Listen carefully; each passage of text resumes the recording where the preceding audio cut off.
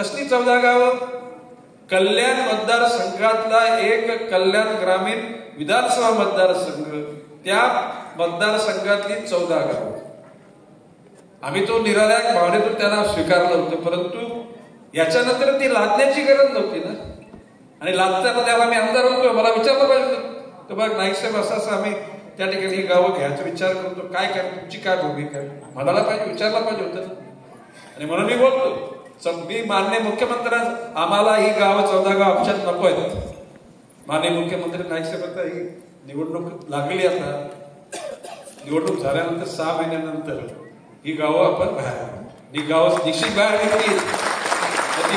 ही बाहेर काढण्यासाठी गणेश नाईक आपल्या आयुष्याचे पूर्ण काम तिथे कामाला लागले. एक आपल्या पत्रकार मित्राने गणेश नाईकला काय काय बोलले, गणेश नाईकला पचत नाही, काय कोणाचा पचत नाही, गणेश नाईकला पटत नाही. काय बोलतो?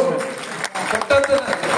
आमच्या जनतेच्या हिताकरता आम्ही कुठल्याही टोका म्हणजे हिंसा करणार नाही. जनसामान्यांच्या भावना त्या ठिकाणी मांडण्याचा निश्चितपणे प्रयत्न करू.